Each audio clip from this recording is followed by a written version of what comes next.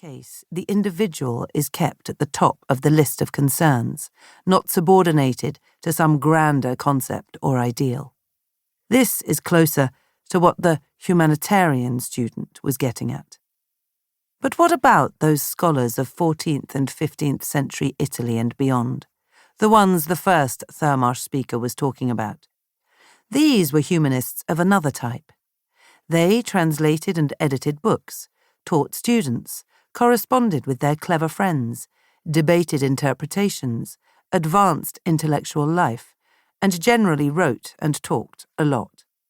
In short, they were specialists in the humanities, or the studia humanitatis, meaning human studies. From this Latin term, they became known in Italian as humanisti, and so they are humanists too. American English usage still calls them humanists today. Many have shared the ethical interests of the other kinds of humanists, believing that learning and teaching the human studies enables a more virtuous and civilized life. Humanities teachers still often think this in a modernized form.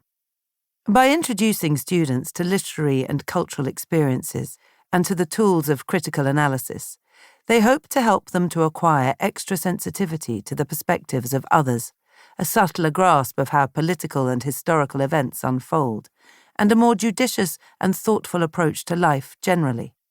They hope to cultivate humanitas, which in Latin means being human, but with added overtones of being refined, knowledgeable, articulate, generous, and well-mannered.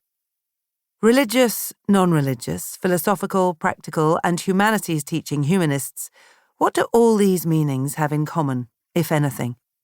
The answer is right there in the name. They all look to the human dimension of life. What is that dimension? It can be hard to pin down, but it lies somewhere in between the physical realm of matter and whatever purely spiritual or divine realm may be thought to exist. We humans are made of matter, of course, like everything else around us. At the other end of the spectrum, we may, some believe, connect in some way with the numinous realm. At the same time, however, we also occupy a field of reality that is neither entirely physical nor entirely spiritual. This is where we practice culture, thought, morality, ritual, art. Activities that are, mostly though not entirely, distinctive to our species. Here is where we invest much of our time and energy. We spend it talking, telling stories, making pictures or models, working out ethical judgments and struggling to do the right thing, negotiating social agreements, worshipping in temples or churches or sacred groves, passing on memories, teaching, playing music, telling jokes, and clowning around for others' amusement, trying to reason things out, and just generally being the kinds of beings that we are. This is the realm that humanists of all kinds put at the center of their concern.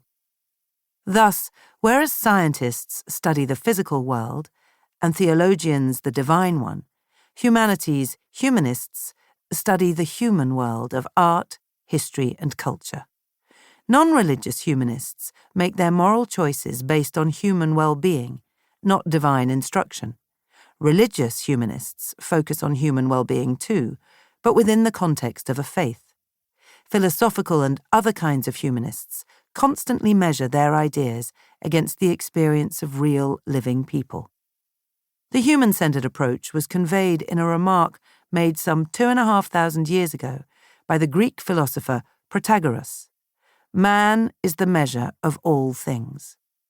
That may sound arrogant, but there is no need to take it as meaning that the whole universe must conform to our ideas, still less that we are entitled to lord it over other life forms.